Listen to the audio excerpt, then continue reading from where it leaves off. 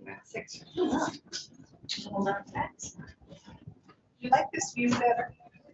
This is much better than like Yeah. right in my face, but I'm only one of 5, It's so also better than the 4 view. Yeah. that way The little. it's like focused on each one of us. Yeah. Shows my bald spots. So. Tell me when we're. We live. Okay.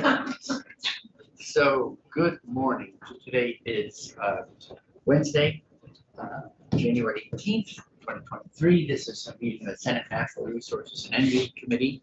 And today we have a double header scheduled. We're starting with Jared Duvall talking to us about the energy landscape. We're also, I'm gonna hold this book up. I don't know if people can see it. It's the annual progress report for Vermont 2022, issued by Energy Action Network. So for anyone who doesn't know this already, if you are interested in what's going on the energy scene in the state of Vermont and actually beyond, but especially Vermont, I'd say the best single document you can read. It's got a fabulous amount of very helpful information. So with that, I'd love to turn it over to Mr. Duvall, who I asked to come in and help us orient. We're bearing down on the Affordable Heat Act, but it sits in a larger context. And ask Mr. Duvall to frame that up for us. And we have an hour and a half scheduled, so we have plenty of time for presentation and question and answer and discussion. So good morning, Mr. Duvall. Good to see you again. Thanks for coming in. Thank you so much, Chair Bray, for the invitation to join you, members of the committee. Very glad to be with you, and thank you, as always, to Jude for all of your work to help organize things for witnesses in the committee. So for the record, my name is Jared Duvall. I serve as Executive Director of the Energy Action Network. I want to note that I was also appointed by the Senate Committee on Committees to serve on the Vermont Climate Council in the role of providing energy and data analysis. I try to distinguish between the roles because while they are related, there are some key distinctions between them. One of which is that the Energy Action Network, which I'm going to introduce in just a moment for context, does not take positions on pieces of legislation, does not do lobbying for or against bills. We are in the role of tracking research and analysis in an independent way. However, as a member of the council, of course, I had to contribute to and vote on the Climate Action Plan, which included policy recommendations. So in that role, I do have to take policy positions, but I'm hoping that for today, this can just be a context setting, as you said, Chair Bray, kind of energy landscape, just the facts, please, get into questions about where we stand and on emissions, on energy, on the economy and equity and related issues. And I appreciate the ability to testify wearing a different hat as a counselor tomorrow. So thank you. The first thing that I want to mention is a distinction about Energy Action Network. There is a network and there's a nonprofit that supports the network.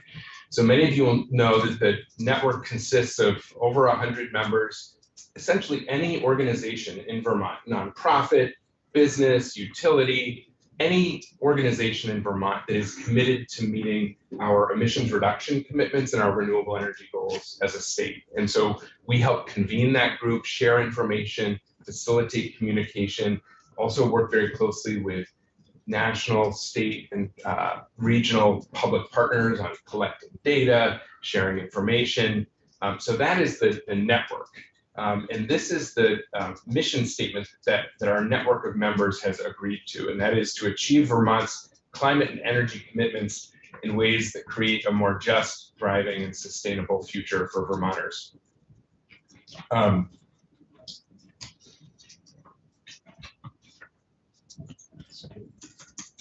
So the network comes together throughout the year and annually at a network summit. and they identify opportunities for how to work together to effectively, cost effectively, and equitably meet our emissions reduction and our renewable energy goals. So you can see some of the network action teams that have been formed after kind of pitches at our summit, some of which go back to 2020 and some of which were just formed this year in 2022. And if there's interest in any of that work, I'm happy to put the committee in touch with the co-chairs of those different working groups. I'll just say an appreciation while we're going by that last year when we were on weatherization at scale and prior year, it was the work of that working group that helped us really bootstrap that effort. Same thing for the clean heat standard that we're revisiting and rewriting as the Affordable Heat Act and climate workforce as well. So for me as a legislator, I feel like it's a great resource that we can call on. So thanks for that. Thank you. And so in support of the network, we have what we call a backbone nonprofit organization of 3 staff, and we collect, analyze, and report on emissions, energy, equity, and economic data. That is the report that you referenced, Chair Bray, our annual progress report for Vermont. And really our goal here is all of our members share kind of a common vision, common mission in terms of meeting our responsibility, seizing the opportunity around moving to a clean energy future. And we want to make sure that as we have conversations about how to do that, it is based in the latest available and highest quality data and information. So the nonprofit really works to support data-informed, evidence-based, fact-based energy conversations in Vermont, and primarily through that annual progress report, which is what I want to spend the most of my time on this morning. I would say that I know that the members of this committee that are continuing, I've heard this before, there is a lot of updated and new information in the report. I know that there are new members of the committee, but both of whom are incredibly knowledgeable on these issues and have been engaged in this work for a long time. So all that to say is I tried to achieve a balance of setting some context, not jumping ahead too far, but if there are more detailed questions or we want to go more in depth, please don't hesitate to interrupt me at any time when we get into it. So here are some key takeaways from our latest annual progress report. I think the first one is obvious, but it's worth reinforcing because I keep hearing this language of Vermont having goals around emissions reduction. We had goals around emissions reduction for probably 20 years, and we frequently missed them. And then, of course, thanks to the leadership of the legislature, the Global Warming Solutions Act turned those goals into legally binding requirements.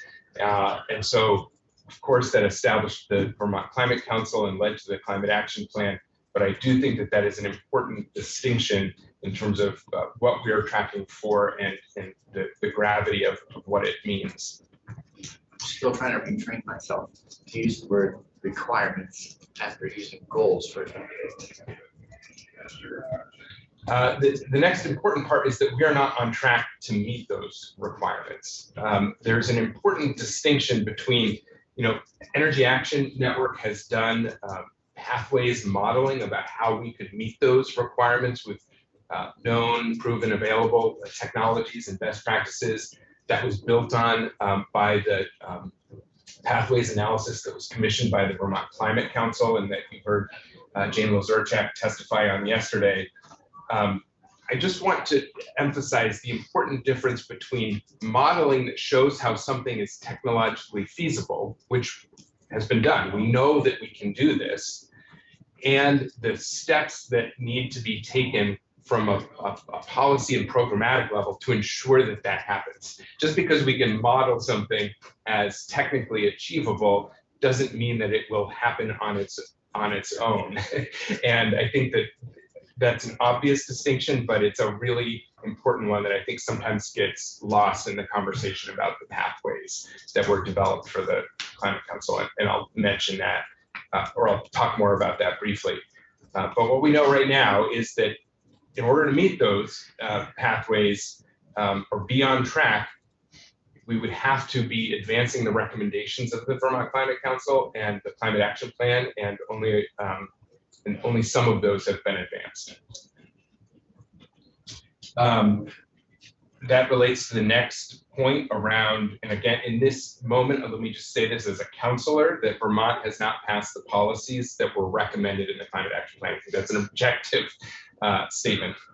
However, we know that meeting these emissions reduction requirements can be a win-win. There was economic impact analysis that was done for the council on those pathways, showing a net $6.4 billion in economic savings and avoided damages by 2050 if we were to achieve what was laid out.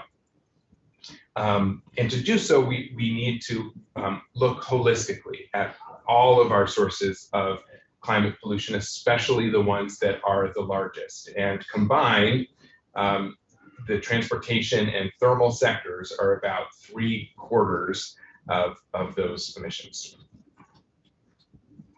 So we can look at these sectors through a bunch of different lenses. One is how much energy we use. Another is how much emissions does that produce. Another, which I think is incredibly important, is what does it mean for Vermonters and Vermont families in terms of their budget, and out of their overall energy spending, what goes to what sources, transportation versus heating versus electricity. And so this is just a simple graphic to help compare those sectors on each of those lenses. But let's start with emissions. I know that Jane Lazarchak was in yesterday and mentioned that there is a draft new greenhouse gas inventory that's going to be released probably sometime this month. This graphic shows that only includes the official published data and puts our what you see in the darker shaded colors is our historic or our historical emissions, I should say. And then in the lighter shade, it takes each sector and says, if we proportionally reduce each sector's emissions, and it shows in these green dots the total that we would need to get to comply with Global Warming Solutions Act. I think that those numbers are going to slightly change with the new inventory, because when a new inventory is published by the state, not only does it provide new data for 2019 and 2020, sometimes it also includes prior year revisions as if the data was updated or improved. And so that baseline calculation might also shift.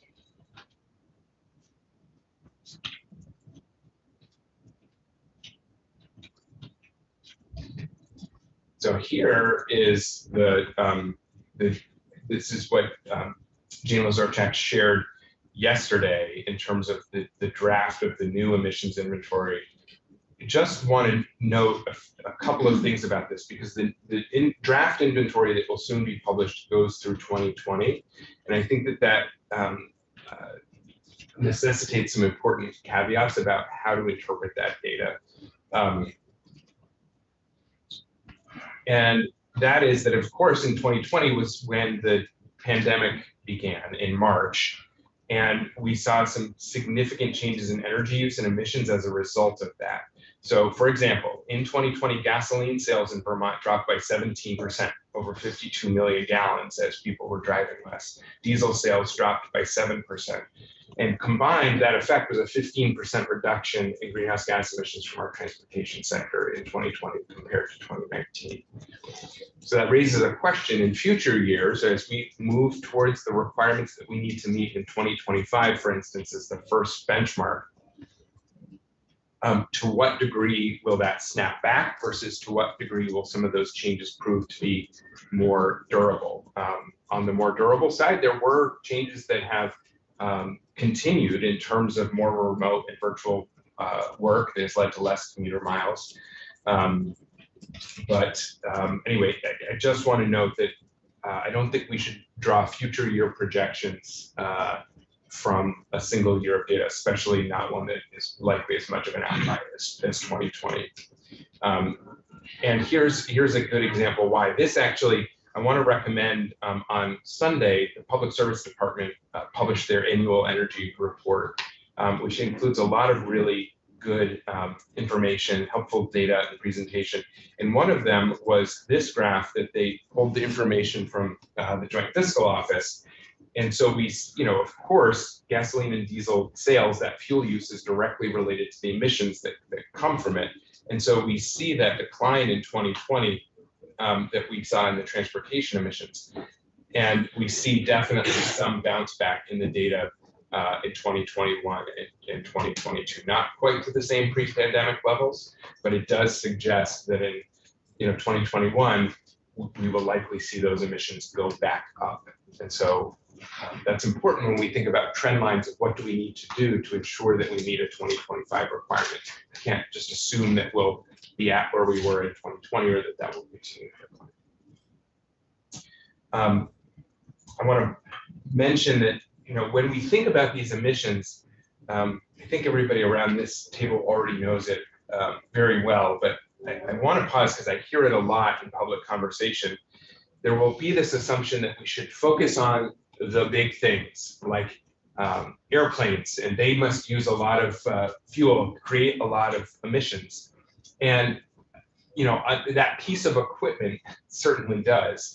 But if you look at Vermont's greenhouse gas inventory, the aviation gasoline and jet fuel that is sold in the state and used at Burlington International Airport and other regional airports, that's 3% of our transportation emissions.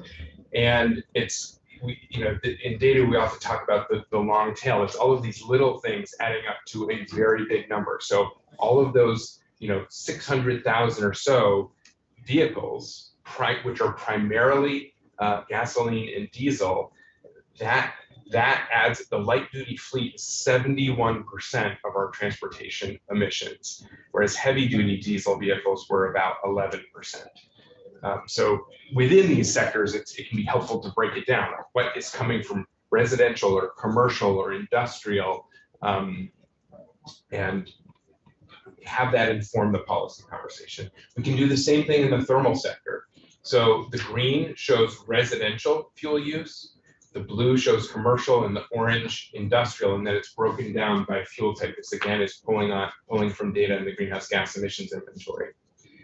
This is another place where 2020 data shows the effect of the pandemic. I don't have a slide for this, but I did notice in the annual energy report that in 2020, 58% of the thermal sector fuel use was residential as more people were working from home, and we did see a decline from 31% to 28% in the commercial sector. So again, and this will be important, this distinction of where our thermal emissions come from, residential, commercial, and industrial fuel use, when discussion turns to the Affordable Heat Act. So I want to just briefly walk through, this is an EAN kind of presentation of the official Climate Council pathways that were adopted in Vermont's Climate Action Plan to give a sense of, these are the top measures, the top technologies and best practices that added up can meet the emissions reduction requirements, not alone, but these are the biggest pieces. In the transportation sector, it is significantly increased adoption of electric vehicles replacing internal combustion vehicles. That's the single largest kind of technology pathway to reduce statewide emissions. And the council pathways aim for 126,000 all electric vehicles in total by 2030. We can also reduce emissions through improving the fuel economy of the remaining ICE or internal combustion engine fleet. And then on the thermal side, while no single technology is modeled to reduce emissions as much as electric vehicles, in total, there's more of an emissions reduction opportunity in the thermal sector because of the really broad array of technologies and solutions that we can deploy there. So these are the numbers that were modeled for what it would take to add up to meeting the 2025 in the lighter shade and the 2030 emissions reduction requirements in the darker shade. And so then what we are able to do is look at the kind of market transformation curve or the technology adoption curve to see where we stand on any one of these key technologies And are we on track or not? Now, that can be really difficult to, and we have, I think, have a humility about those projections, because things, especially in the stage of market transformation, don't proceed linearly. Sometimes we see exponential growth of a technology. For instance, with air source heat pumps, over the last 4 years, we've seen about a 50% increase every year. So it is really taking off. We see flatter growth curves for things like heat pump water heaters, for home weatherization. And electric vehicles are also significantly increasing, often about, I think it went from about 5,000 electric vehicles on the roads in 2021 to 7,500, so a 50% increase by the end of 2022. We're going to certainly need to be more on those exponential curves than linear curves if we're going to achieve both the emissions reduction requirements and a lot of the cost saving estimates in the climate action plan. So this is a kind of way that, so this previous slide is scaled to the amount of emissions reduction that each of those technologies are estimated to achieve in the climate action plan. This shows relative to where we are now, or where we were in 2020, what the scale up would need to be by 2025 and 2030, so we can get a sense of how much that growth would need to be. And these purple lines show the business as usual trajectory. So understanding what policies were in the fall of 2021 when the climate action plan was passed, these purple lines suggest kind of what we would do if no additional policies were passed. So this underlines the point that policy matters, that just kind of leaving markets to themselves, not assisting low and moderate income Vermonters in this transition wouldn't meet the targets and wouldn't be equitable. Thank you, Chairman Bright. Do you feel, so I'm just trying to understand the slide. So the purple line is saying what would happen without policies. And is it? Without new policies. Without new policies. So I guess I'm trying to understand the colors then too. Is it just saying that we would continue to go up and over time, or there would be a slight decrease you'd expect without policies anyway? Like, I guess I'm trying to figure out what's the delta between the two. Yeah, so the expectation is that even without any new policies, a number of these technologies, just because of economies of scale, technological advances, would continue to be adopted, and that would then push these numbers above their current baseline. And that's the kind of purple line.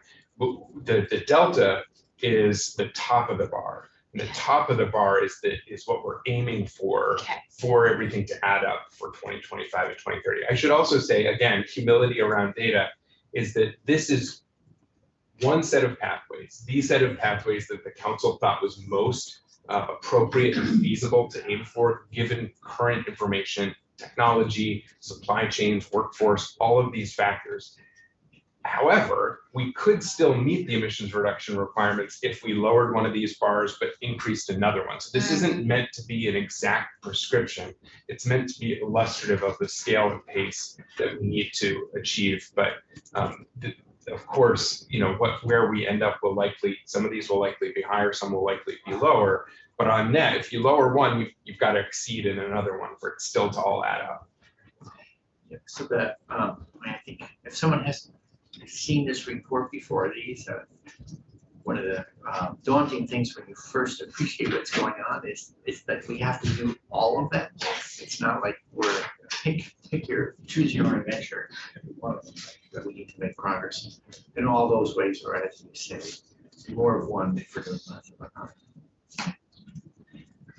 I will say there's a kind of a third wrinkle to this, which is the blue dotted line, which is the assumptions around business as usual emissions were calculated in the fall of 2021. But of course, during the legislative session in 2022, there were a number of new appropriations made that bumped this up. So the biggest one is weatherization at scale. So the additional investments made in weatherization, you can see were estimated to move that purple line up to this blue dotted line. So that will increase the number of homes comprehensively weatherized in Vermont, but still not enough to get us up to those targets. Are you going to be talking in more in depth about how the pathways were developed later? That's my question. I can. I would also suggest that if we really want to get into the council pathways, it would be good to have folks from the consulting group that developed them and Agency of Natural Resources as well. Okay, so we'll who you should hear, that's David Hill or Yeah, I think probably David and TJ Poor from the department was very involved with that as well, and that connects to the comprehensive energy plan and the modeling that was done for that as well. Okay. Chairman Tom. Just some numbers I've been curious about for the last few weeks or months. A couple decades ago, the speed limit in the United States was dropped to 55 miles an hour. And the rationale was that I think that people use less fuel and less by 55 miles an hour. Do you have any numbers on how much more fuel it takes to drive at 55 miles an hour, to drive at the speed limit of 65 miles per hour, and to drive at 80 miles per hour, which when I come to State House every morning, I watch the man caves go by, often with trailers at 80 miles an hour. Yeah. I mean, it wouldn't cost anything to not do that. But we don't seem to have to discuss that at all. I don't have that data handy.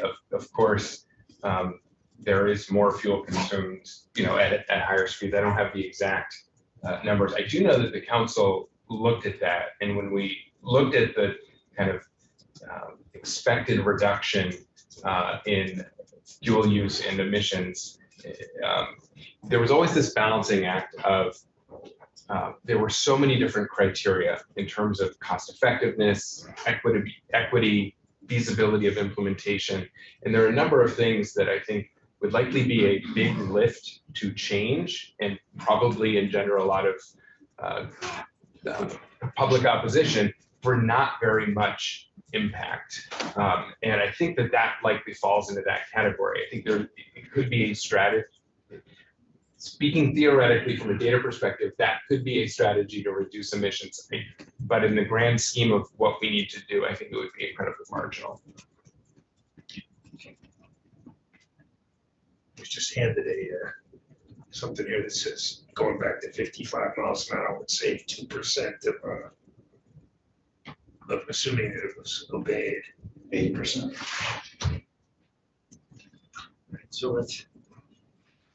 So the next 8%. We're not talking mouse meat anymore. I'm happy to look at that and follow up with you going forward. So one of the things that Jane Zorczak mentioned yesterday in her testimony is that there are 234 recommended actions in the climate action plan. It's a lot of activity. And so one of the things that as a council we did to help distinguish between them and prioritize them was to say a significant recommendation is one that can deliver a double-digit emissions reduction, more than 10% of what we need to do by 2030 to meet the Global Warming Solutions Act requirements. And of those 234 recommended actions, there are only 3 that were significant or double-digit emissions reduction strategies from the policy perspective. Number 1 was the recommendation to implement a clean heat standard. That's pretty straightforward because it's directly tied to the thermal sector meeting its share of emissions reduction. And in 2018, which was the reference year that the council chose to assess responsibility for sectoral proportionality, the thermal sector was 34% of emissions. So, and I do want to, because I think I heard in the testimony yesterday, this question of, is that 34% of the way to the 40% reduction we need? or is it 34% of the way toward the overall reduction? And it's the latter. It's not, we only have 6 percentage points more to go to get to 40%. It's about a third, only a third of what we need to do overall by 2030. The next largest recommendation, which has thankfully been adopted from the perspective of following the recommendations and meeting the targets, was the Advanced Clean Cars 2 and Advanced Clean Trucks rules. There's modeling commissioned by the Agency of Natural Resources that suggested that in a best case scenario, that those rules could achieve 14% of the total emissions reduction needed by 2030. So you add those two things together and you're almost halfway there. The challenge is that to get the rest of the way there, it's a lot of smaller stuff that has to add up. The only other one that was above 10% is the Transportation and Climate Initiative. That was designed to reduce emissions 26% across the participating states by 2032. And so, but it was only covering transportation fuels. So a 26% reduction in transportation fuels, but transportation fuels are only about 40% of our total emissions. So, you divide 26 by 40, you get closer to 10, you reduce it a little bit further because it's 2030 rather than 2032. But that's not moving forward right now. So there's still a major gap that needs to be filled for additional transportation policy and regulatory recommendations if we're going to fill part of that gap. So I want to pause because I think, I asked that question yesterday.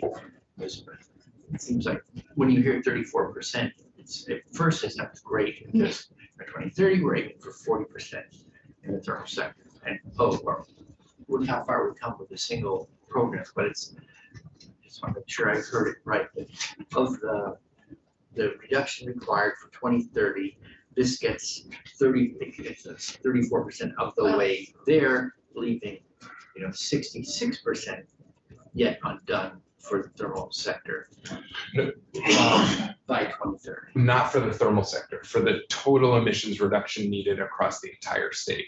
So yeah, so this would, the clean heat standard as designed would do everything that's needed for emissions reduction in the thermal sector. Now, of course, that would be in coordination with other programs around weatherization, which would be credited, and other existing programs through Tier 3, et cetera.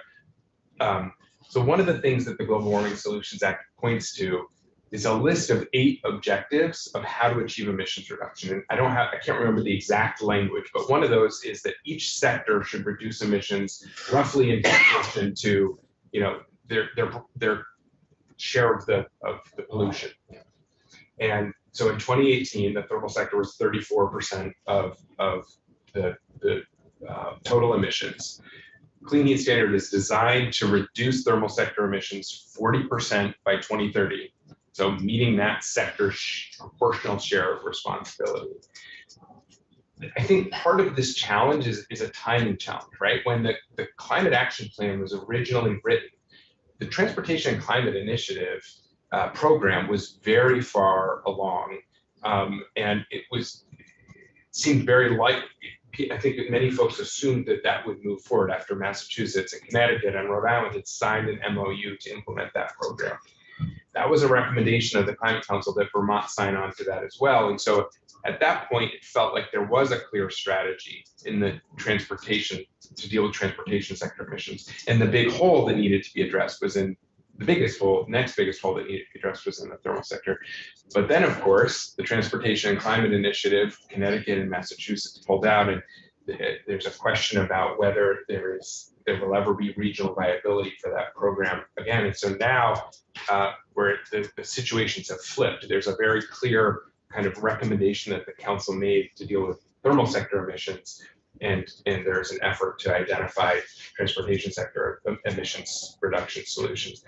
I do want to follow up on something that Jane Lazorchak said yesterday in her testimony. I think that if you were starting from scratch in terms of how to design emissions reduction strategies, that it does not necessarily make sense to kind of go sector by sector. There are some differences between sectors that are important. But what I will say is that if you look across the country at the states that have been most successful in reducing emissions, and if you look across the world at the countries that have been most successful at reducing emissions, they're not pursuing just one policy. Oftentimes there will be an economy-wide program and there will be a sector-specific program. So I just want to, and we've said this throughout in Climate Council and Climate Action Plan documents, that a number of these policy options are not mutually exclusive, they can be complementary. And before we leave this slide, I'm gonna just ask again to make sure I file this away correctly. So if we were to do all the things up there, there's 34 plus 14, so we're 48, and then we have the 10%, 58. Those three programs, if fully operative, would help us achieve 58% of the system-wide greenhouse gas reductions required by 2030. That's right. That's the estimate. So we would still need to, figure out that A little more than remaining. halfway, but plenty more. Okay. And I should say that there are a number of things that will help fill in that, or could help fill in that 42%. They're just much more difficult to model. But I will say that the effect of the Inflation Reduction Act wasn't included in the business as usual estimates, and that will likely have a significant impact as well. I just want to follow up on the transportation policy recommendation because when there became so much uncertainty about the future of the Transportation and Climate Initiative program, the council developed a transportation task group to recommend transportation policies in response to that. And this is a key excerpt from the transportation policy recommendation that was just voted on by the council, I believe, last month and added as an addendum to the climate action plan. And I think this is important for policymakers to be aware of. And I'll just read it. The only currently known policy options for which there is strong evidence from other states, provinces, and countries of the ability to confidently deliver the scale and pace of emission reductions that are required of the transportation sector by the Global Warming Solutions Act are one or a combination of a cap and invest or cap and reduce policy covering transportation fuels and or a performance standard or performance-based regulatory approach covering transportation fuels. So more work to do. And TCI would have been A, correct? That's right. Cap and invest program. Um, And Clean car is B, for instance, a regulatory approach. it's a performance standard, but it's not on fuels, it's on vehicles. So yeah, performance standards come in two variations: a performance standard setting requirements or a baseline floor of performance standards for equipment or for fuels. So the equipment-based performance standard is something like Advanced Clean Cars 2. The fuel-based performance standard is something like the Clean Fuels program in Oregon or the Low Carbon Fuel Standard in California, the Clean Fuels program in Washington State. Thank you, Chairman. I asked our council to help draft a clean fuel standard. I don't see it happening in this biennium, but I did ask her because I am really intrigued by the model that they have. And it's interesting that we've actually started with the thermal sector versus the transportation fuels. And I think in some way that's because we thought we had TCI. So I do think we should at least have that prepared if we don't have any kind of regional alternative or like a cap and invest that we as a state could do. So I just want to put that out there. If anyone is interested in that. Clean fuels standard. What is being measured in a clean fuels standard? It's the life cycle emissions or the carbon intensity of the fuel. So it's exactly like the Clean Heat Standard or the Affordable Heat Act, which would establish a clean heat standard, but applied to transportation fuels. It's the exact same concept. I have trouble grasping that because you read about how Detroit has to put out more automobiles that operate on less gas mileage, but there's no requirement that people buy those automobiles. Right, that's a really important point. The Advanced Clean Cars 2 rules say what needs to be delivered into Vermont, but whether or not those are purchased and used is going to depend on the choices that Vermonters make and what incentives are available to them, et cetera. We have an equity requirement that we bragged about here for the last year that we have, we're gonna do something about equity, but 73% of the vehicles sold as used cars, or 70% of vehicles registered are used cars. And if it doesn't matter what the standard is for a new car, if everybody buys, if there's the vast majority or more people than necessary buy cars that are unnecessarily fuel inefficient.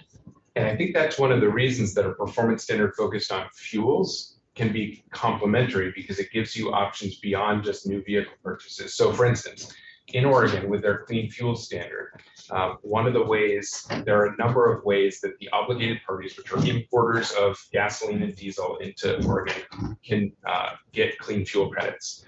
One is by investing in things that reduce gasoline and diesel sales, things like public transit or like EV charging infrastructure that can be used for new or used vehicles. But there's also that is also incentivized the switch away from higher polluting diesel fuels to lower emitting biodiesels as measured on a life cycle basis, which is especially important in the heavy duty sector for which we don't have electric available. I don't want to discuss the heavy duty sector. Why do we not discourage the purchase of vehicles that are gas guzzlers when they are new and right out of the factory? Why do we turn our backs on that and not do anything? I think it's a great question. I would note that there was a recommendation in the Climate Action Plan to establish a vehicle efficiency price adjustment program. I don't believe A vehicle efficiency what? price adjustment program, more popularly known as true cost pricing or a fee-based program, which would get at what you were talking Which would about. make the buyers of new vehicles pay a price for buying gas guzzlers? There would, yeah, so the idea there is to internalize the social and environmental cost of that pollution. And so what it would do is reduce the cost of less polluting vehicles, and it would assess a fee on more polluting vehicles. So why don't we do that? That's our job. Yeah, why are you asking him? Because that's what you give us great numbers, like the second quintile uses twice as much home heating oil as the first quintile, and we can't ask the second quintile to actually cough up money because it would hurt the first quintile. Well, yeah, I mean, we're in the business of forcing people or seducing people to use less fuels, and we're failing as business people. Fee-based. We're not, as a business, we are falling flat on our face. Well, so Mr. Duval's giving us the data, but that sounds to me like our job. Well, what's the data on if people, your cars were taken, some ridiculous, your car was taken away for 3 weeks if you were found speeding over 5 miles over the speed limit. That would reduce the amount of fuel that was used in cars, and we'd all get thrown out of office. I don't have data on that, but I do have some other data that I think will speak to the kind of like Give us underlying. easy data that we're not gonna act on. Well, it's actually not gonna be, I wouldn't call it easy data. I mean, for instance, we already went through a whole round of developing last year's heat bill, we have it vetoed, and we're unable to override. Now we're going through this sort of massive exercise again, aiming to improve the program. And we still have a lot of work to do with our colleagues in it and the administration. So I don't know the easy part, where we're at on that.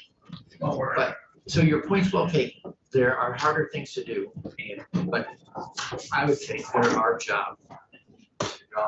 The data that helps us choose where we might want to spend our political capital, if you want to look at it that way. So with that, we'll go There's back. been talking the last 2 weeks about the price of Teslas being dropped because people are pissed off. They don't want to buy a car from Elon Musk. No.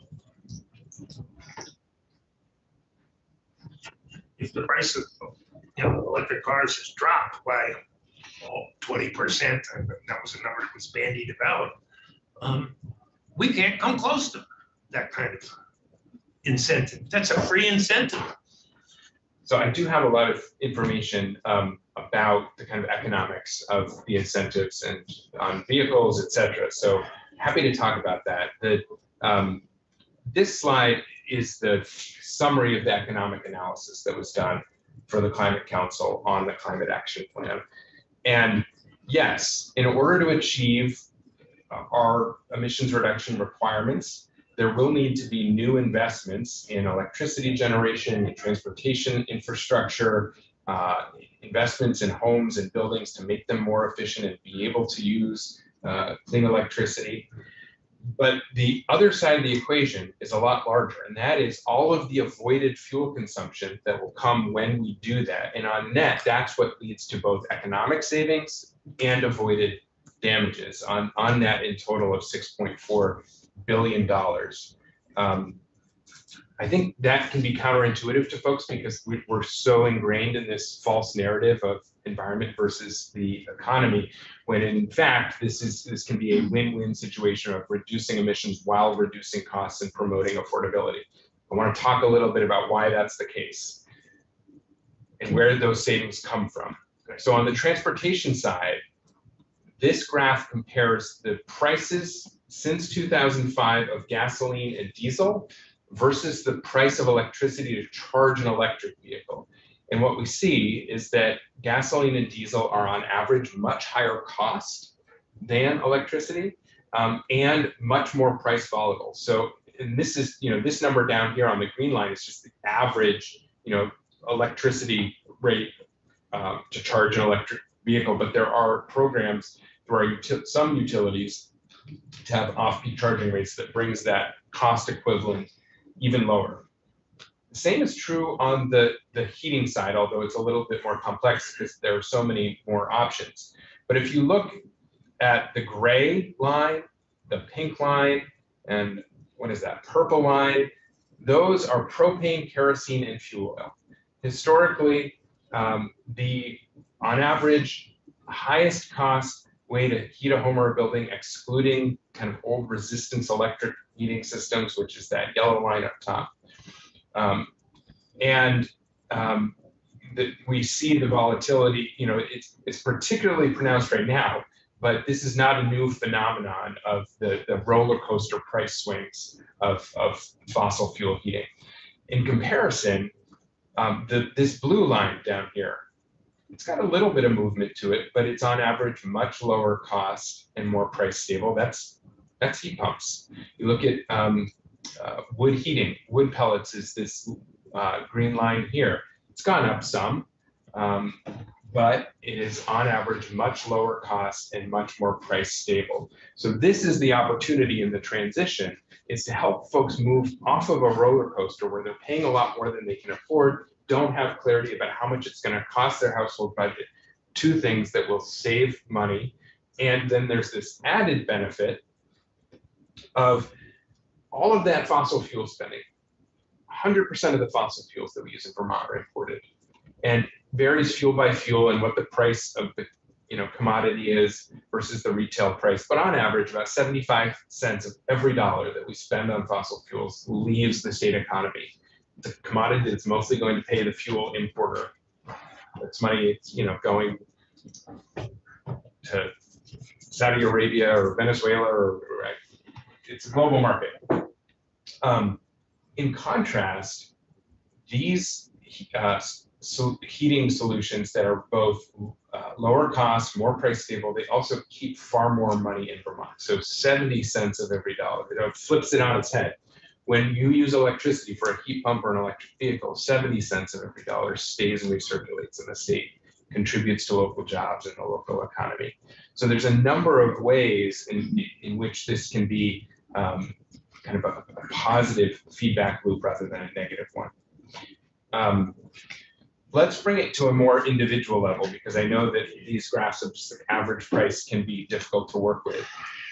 So if you just look at the upfront, and these are prices from 2022, they have likely shifted this year.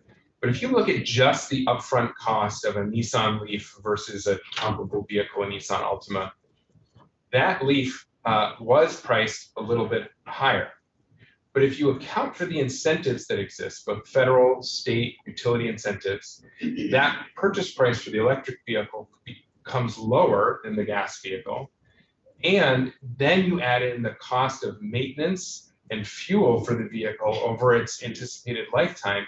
And what you see is not just a much lower lifetime cost for the Leaf versus the Altima, you also see a huge difference in the emissions. You know, about 1 ton of carbon dioxide equivalent versus 38 tons over the life of that vehicle. We can look at the same thing on the heating side. So this is a water heater example. Heat pump water heater, yeah, the blue bar, it costs more upfront to purchase than a propane water heater, or a fuel oil, or a fossil gas water heater. And this actually doesn't even show the incentives that exist to bring that down. But if you look at the lifetime cost of the electricity to use the heat pump water heater versus the fuels to use these other water heaters, you know, you're looking at an average of, you know, about $500 a year for a heat pump water heater versus, you know, over $1,000 a year for a propane water heater.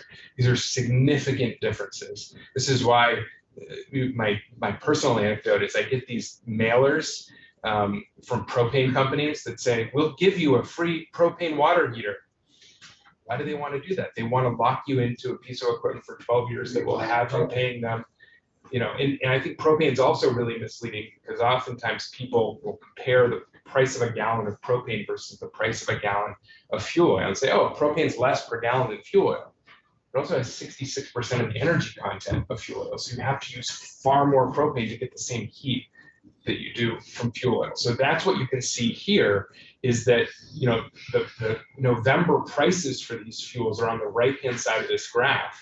But if you normalize it for the cost for the delivered heat, you can see that propane in the gray is,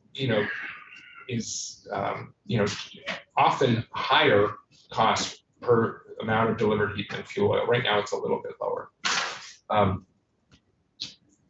This is one other thing on that cost.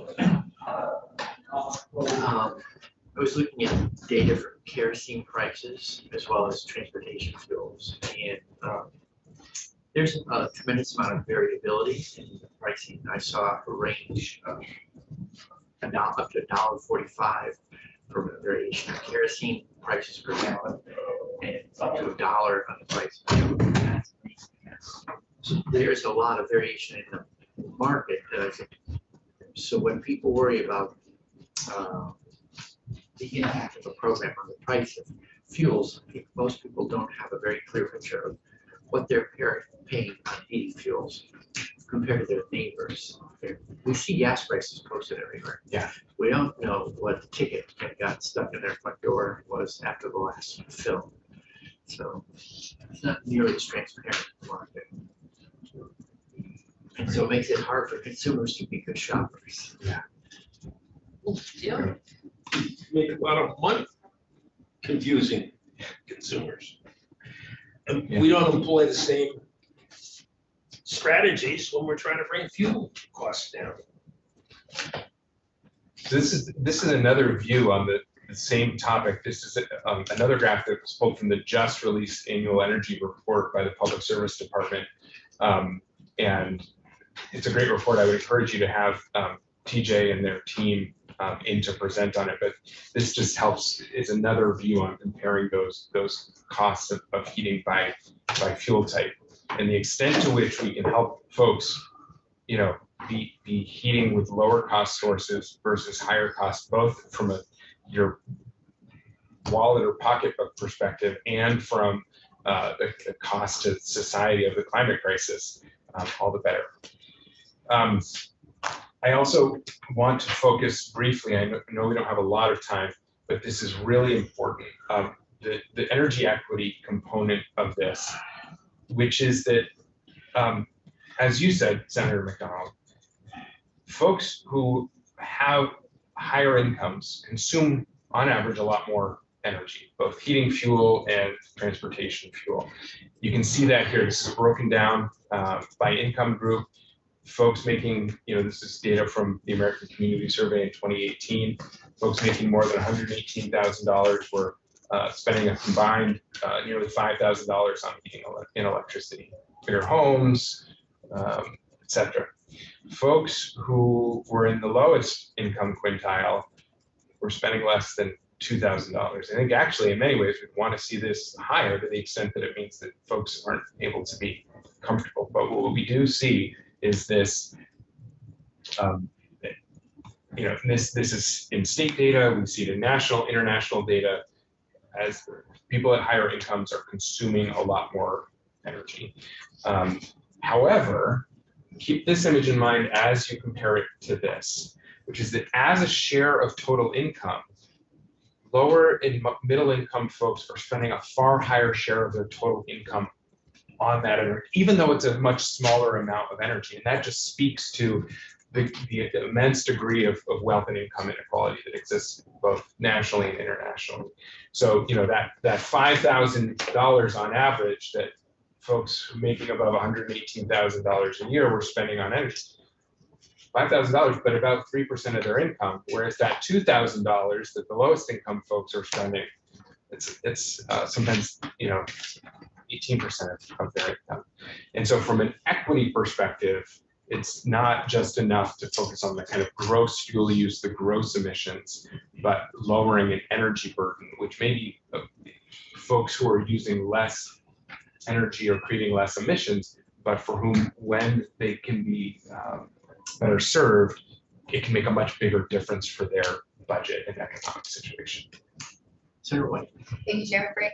Do you, so I can say from personal experience that we used less fuel because we could not afford to use any more fuel. So it wasn't a matter of choice and comfortability.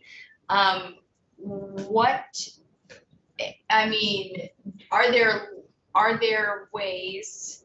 there other reasons people are using less? I guess I'm trying to get a handle on, are there other things that we can be doing to support low and moderate income Vermonters? Because what surprised me was the delta, was the difference between people who are making the second column to the right versus the third column to the right, where people who are making just slightly more are using less. So it seems like that shows people's comfort and changing based on that. But for this lower number to be much lower, are we talking about people also just being colder who are lower income? Are we not meeting their comfort needs right now, or are they getting some deal that we don't know about?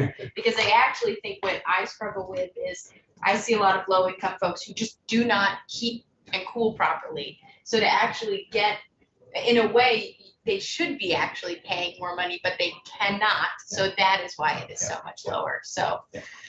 Yeah, I totally agree with you. And if I said it, what I was trying to say is that we actually want to see those numbers of, to the extent that those numbers are low for low income folks, because they're not able to keep their homes comfortably, we want to see that rise so that everybody can be comfortable. Yes. But I think what we also see is that there are ways to reduce fuel use that don't have a negative impact on comfort, actually have a positive impact on comfort, and that's weatherization primarily. And so this data can be difficult because it's lumping whole income quintiles together, and it's not differentiating between this person has their home weatherized and this person doesn't. So there's variability within that. But I just want to say, personally, this is very important to me as well. We've talked about this in the past, Senator White. I mean, when I was growing up, I grew up in a lower income family, and we moved from apartment to apartment, and most of those apartments were not weatherized. The only thing we could afford to do was, my single mom was a waitress. She would set the heat at 50 degrees overnight, but because the apartment wasn't weatherized, the pipes would freeze. And so there is an important dynamic as well between renters and landlords, and what's the responsibility of landlords.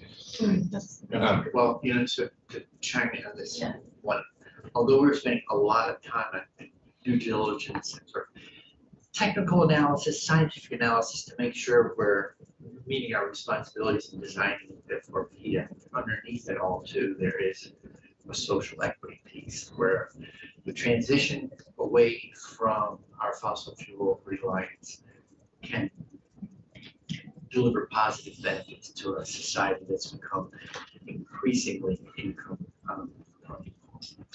And that is my main motivation for doing this work. So I really appreciate that that does feel like a core to the Affordable Heating Act.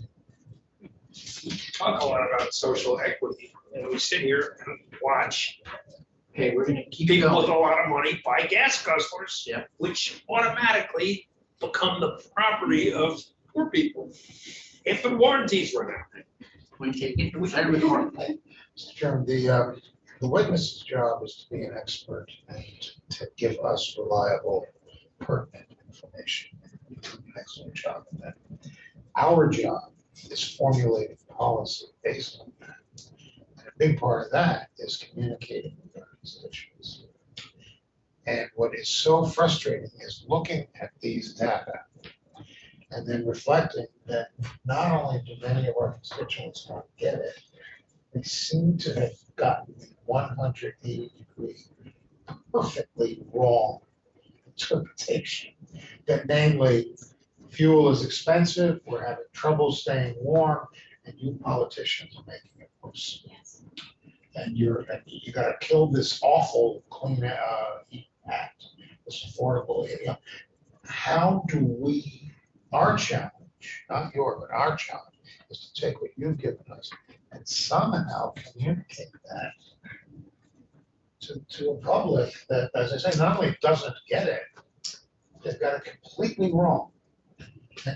They think we're planning to cost them more. And political people who are not necessarily our friends are telling them that. Yes.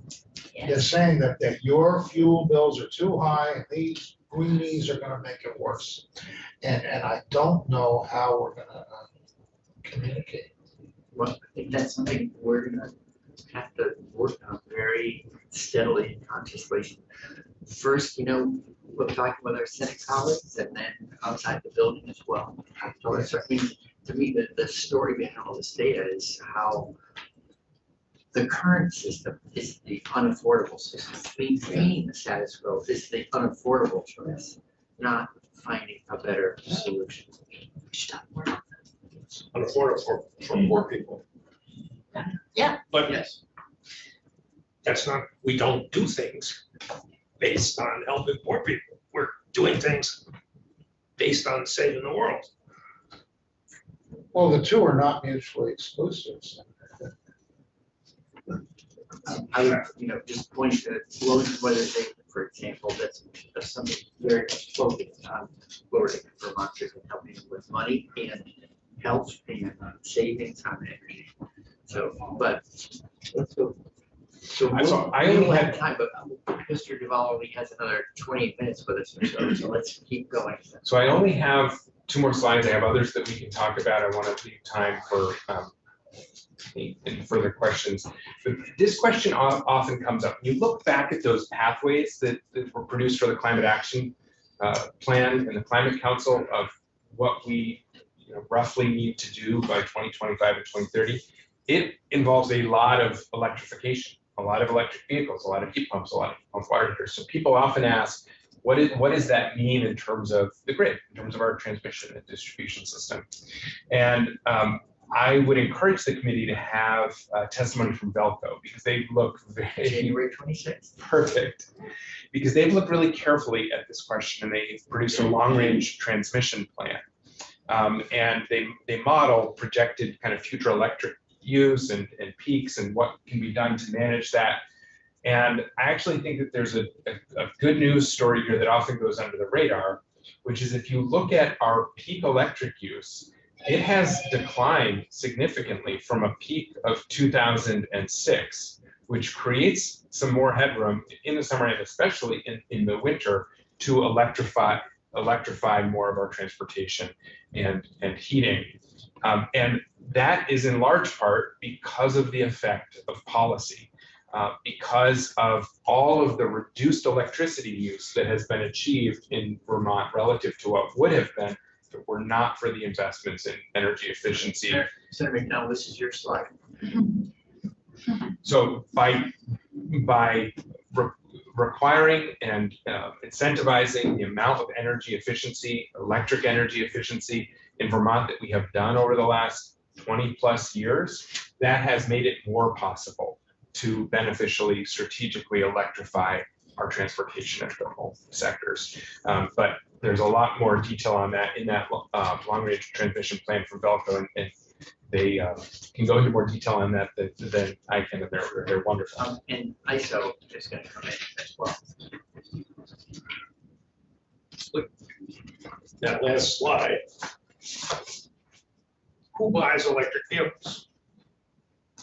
Well off, Pardon? well off. Yeah. Not necessarily true. There's some good DMV data we can dig into on income ranges for purchases. My recollection is that the data from the tracking done by Drive Electric Vermont is that over half of their incentives for electric vehicles last year went to lower moderate income folks.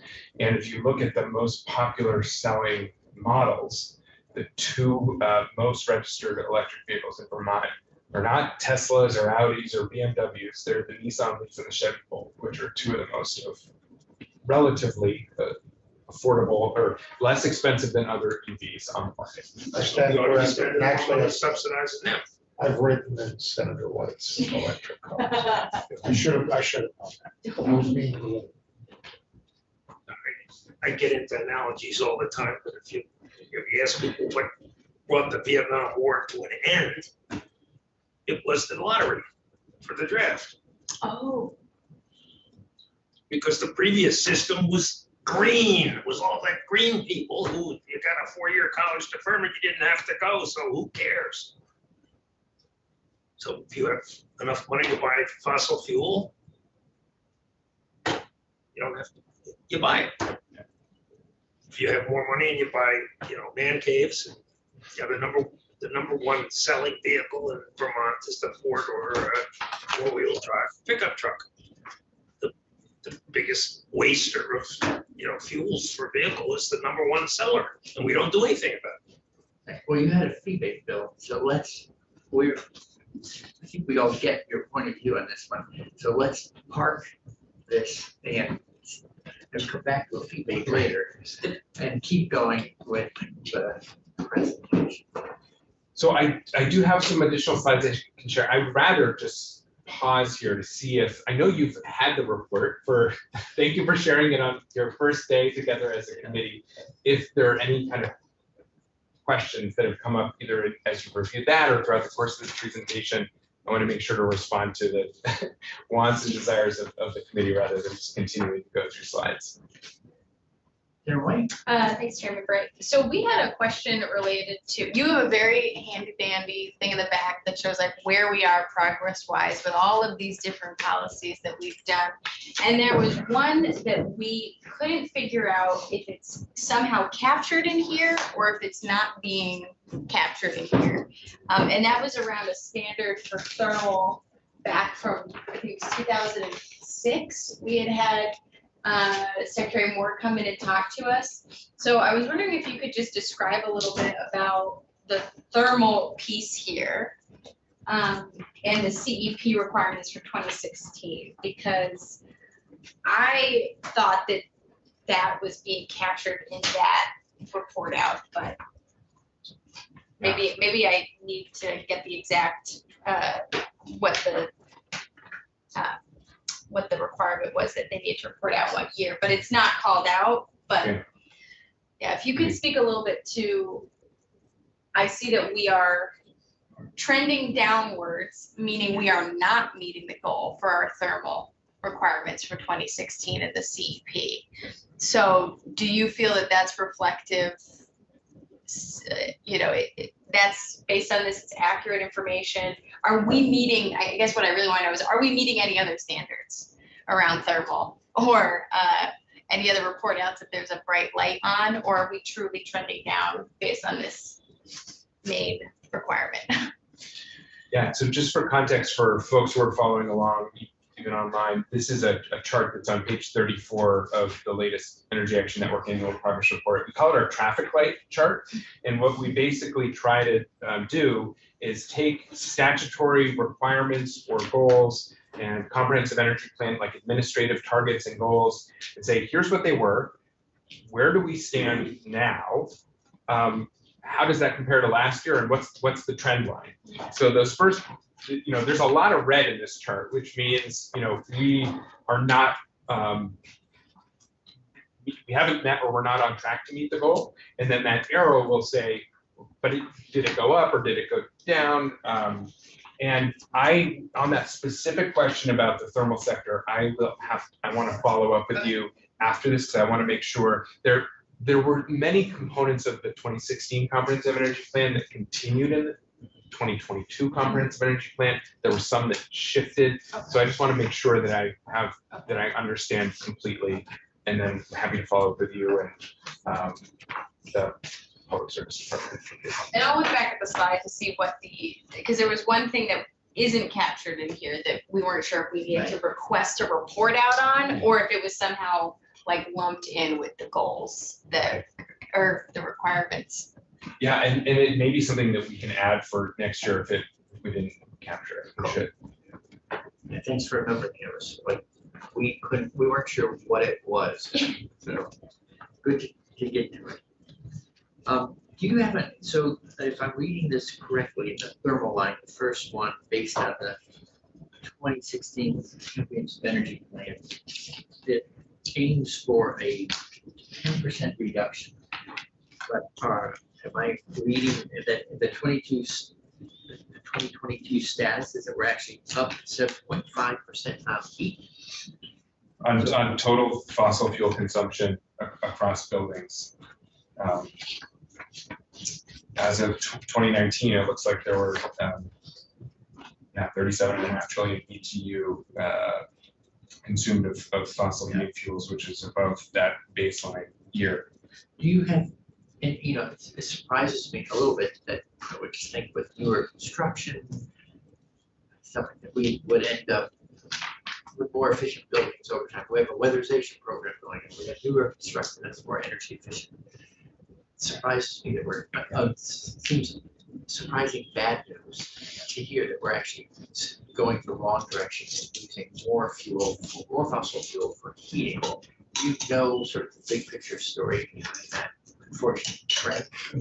There's a lot of variables at play there. I would say that if the one that has the biggest effect on transport or on thermal fuel use and emissions in any given year is how cold was the winter, and it's the number of heating degree days. So we created this chart that I have up on the screen now, which shows how similarly the heating degree days move in comparison with the total emissions. So it could be, I don't have the data here for 2019, but oftentimes the increase in fuel use is due to a colder winter, not because there's other technological things, and then there's in this footnote a note about heating degree days, about how they're calculated. Right, sounds like if you drop an average line in there, it's pretty much flat for the period. Okay.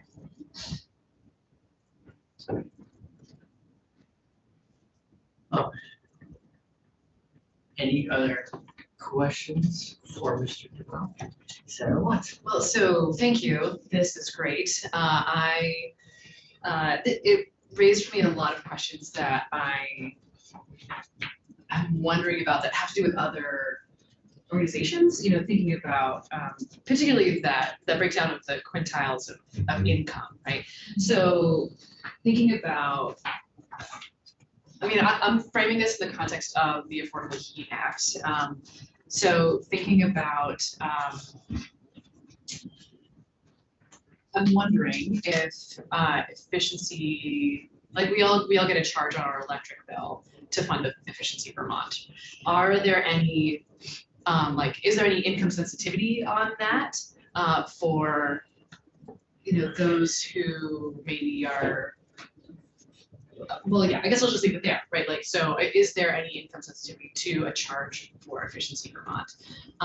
And then wondering about how like LIHEAP works, in terms of, so I apologize, this is not exactly like totally related, but just thinking about how the charges all work. And so I realize this may be not a question necessarily for you, but just thinking about like, do LIHEAP recipients, are the fuel dealers charging LIHEAP? Is LIHEAP giving money to the recipients and then it's passed on to folks who are charging them for fuel?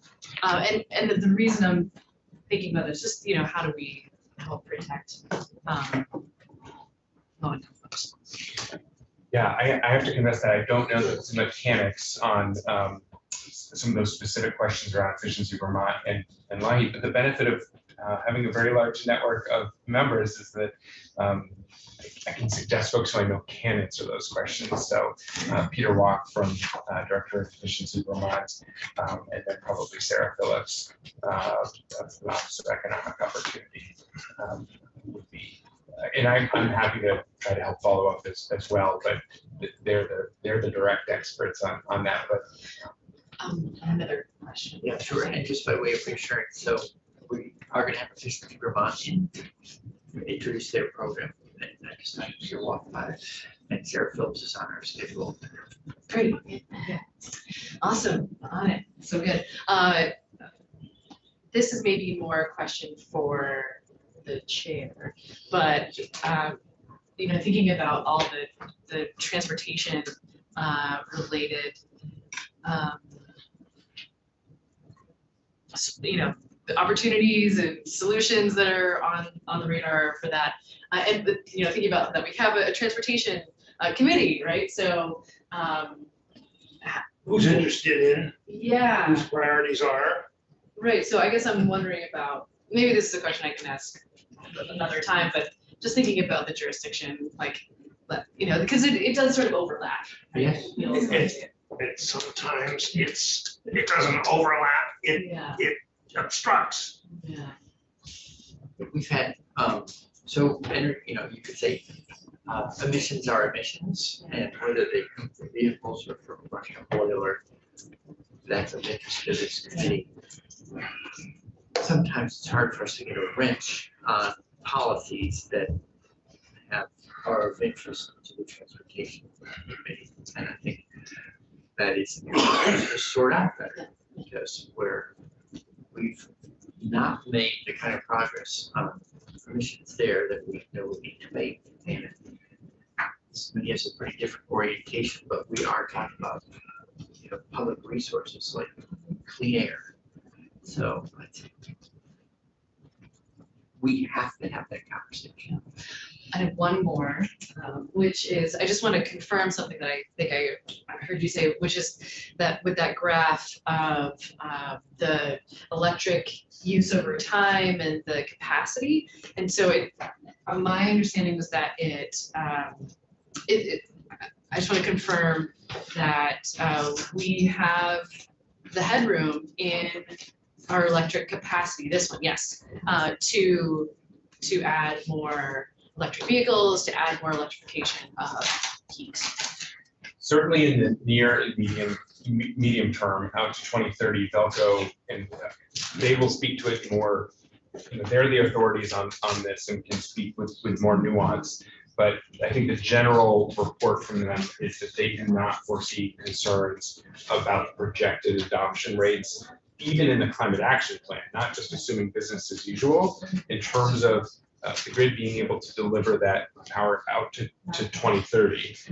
Beyond that, they have to do things, they're looking at things like tie line flows and, like specific improvements in the distribution system, which is different than the transmission system.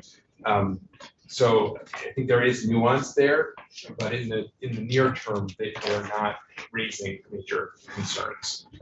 Long term, we do need to make investments, and in grid modernization and improvements, not just in Vermont, of course, but as a region. But yeah, they all have a lot more great information about that. They'll go. I mean, the other good news is that some of these loads, sort of like the most efficient load curve would be a flat line. But we had this the duck curve. So the extent that we can use the dips in the duck to deliver more energy with the same system. There's mileage, there's room, there's more headroom if we manage how we use the grid better. You don't mind just make it bigger grid. That's another. And there's also some really good news there. I mean, when the Climate Council commissioned the analysis of the pathways, part of that was a look at the effect on the grid, and they did that modeling very conservatively. It assumed that most EV charging would not be managed. But what we're actually seeing is that many folks, and Green Mountain Power or Burlington Electric would be great to testify on this, many folks who are driving electric vehicles are installing chargers and enrolling in a program where, so I have this, I get a text on my cell phone, sounds like Senator White does as well. And it's like, we're expecting a peak event today. We're not going to charge your vehicle. You can opt out of it. But what it does is it's no inconvenience to me, and it helps save all ratepayers money by doing exactly what you're talking about, is lowering those times of peak demand. And I think that we're only going to see more of that as technology improves. And there were no assumptions made in the Climate Action Plan in terms of projecting impacts on the grid about, for instance, bidirectional charging. But we know that that is starting to come as well, not just not charging at a certain time, but being able to draw on a battery for additional power during a peak event, which is encouraging as well in terms of a load management perspective. The whole smart meter movement, although I think Vermont has a very high level of penetration of advanced metering infrastructure, AMI, but we're not using all the smartness that we could. There is no movement in smart meters. Since we have a couple minutes, can we go back to the diagram that was on page 5, the financial savings from the CAP slide? So I'd just like to understand this a little more, because that's a snapshot, right, by what it could look like. That would be the sort of retrospective look in 2050. And what I'm wondering about is, can you say anything about when we incur the expenses that are below the blue line versus when we accrue the savings that are above? Because managing those, I mean, this to me says this is a smart investment. Then the question is, well, how do you finance that investment in a way that is affordable?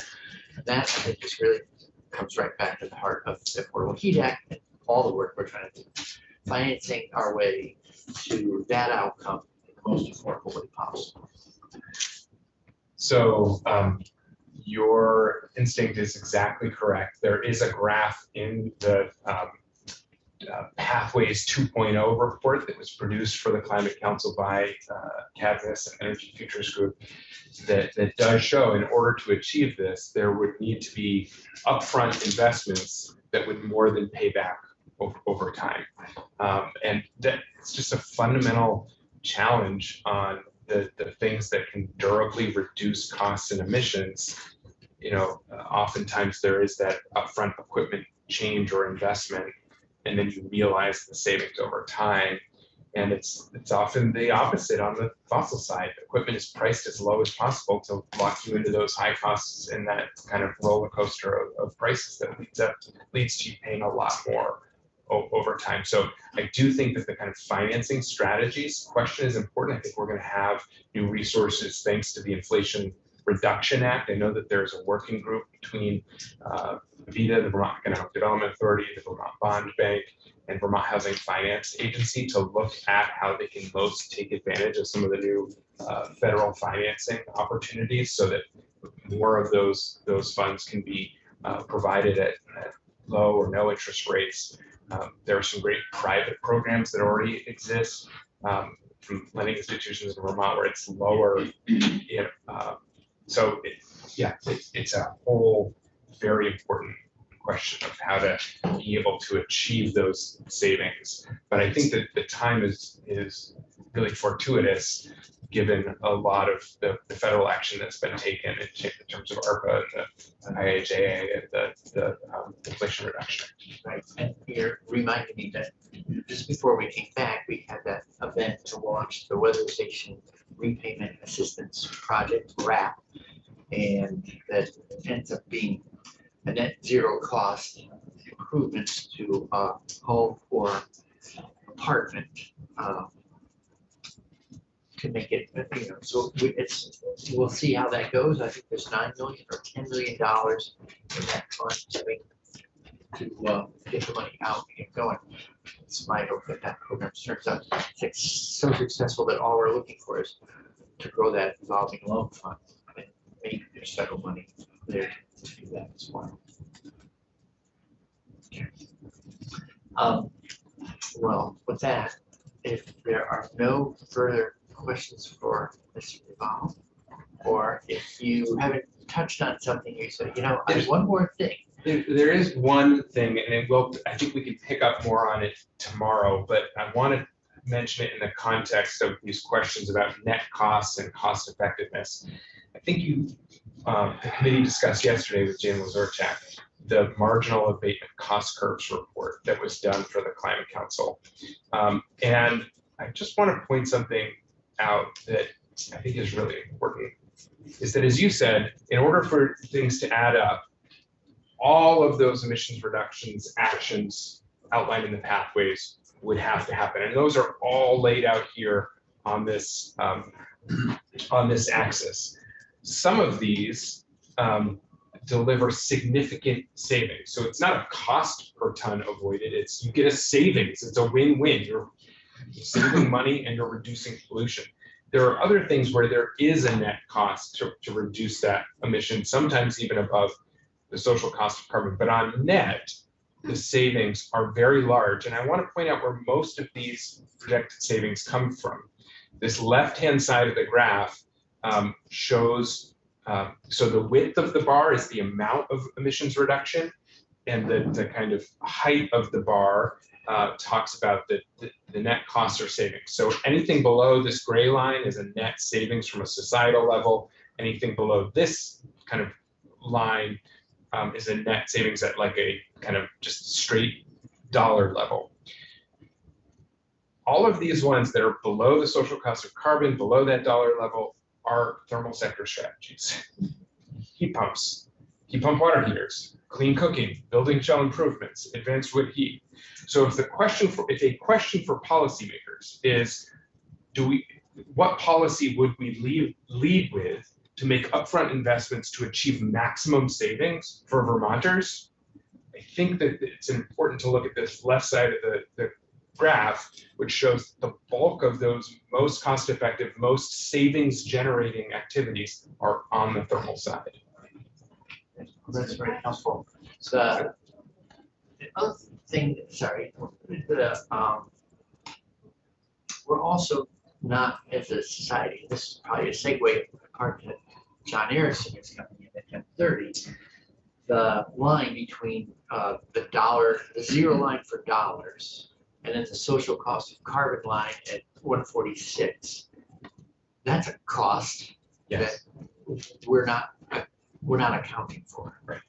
But it is. But they will all pay for it is like having future a well. generations. It's coming due year by year by year. And I should note that line that is the social cost of carbon that was agreed to by the Vermont Climate Council in 2021, based on the data we had available then. It mirrors New York State's choice of a social cost of carbon. Since then, new reports have come out showing that number is likely too low. So the EPA, for instance, just issued a report saying that number should be more like above $180 a ton. And Resources for the Future, which is the consulting group that advised New York on setting their social cost of carbon, came out with a new report that also had done, updated calculations to suggest it should be higher. That is going to be a question, I believe, for the Science and Data Subcommittee, which I co-chair, and the Climate Council in the next year, certainly ahead of the next climate action plan, is revisiting what should be the appropriate established social cost of carbon. But I think it is worth noting that this was from 2021. The new figures coming out from the federal EPA are higher than that. So when we had the military, Senator McDonald, like 8 years ago, they were talking about social cost of carbon then in military planning. So it was, it was not, for people who would like to characterize this as sort of a tree hugger movement, I don't think the military was not engaged in tree hugging. They were being practical about looking at their costs and their budgets over time. Senator McDonald. With your chart with the different colors, Yeah, sorry. where are will the opponents of what we try to do come from? Well, if what we're saying makes sense. Yeah. And it's logical, and if it reduces people's numbering, then we ought to pass it tomorrow and there should be no objection. Who is thwarting, misrepresenting, spending money to oppose, So, undermining the things that we discussed doing?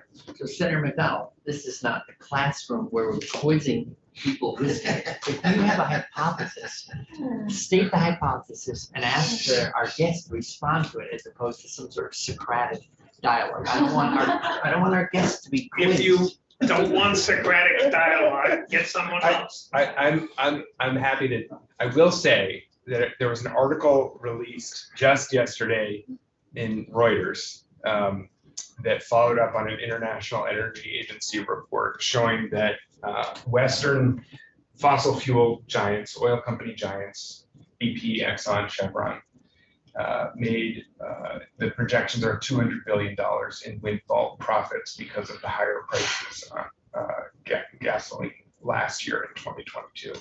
So I do think that it is important to look at profit motive, and that we see consistently from some components of the fossil fuel industry a consistent effort to misrepresent, deny, delay, and that is directly tied to $200 billion in windfall profits last year from their sales. Next year, they may have different positions, but it will be based, those different positions will be based upon how to continue to get as many profits, whether they're windfall or you know, returns on investment that we've become accustomed to or whatever. I mean, those are the people we're dealing with, and we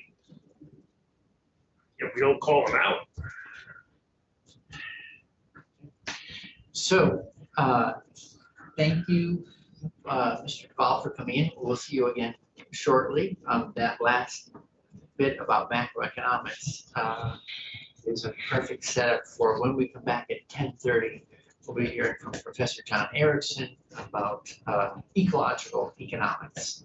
So a deeper look at how we might value things. And with that,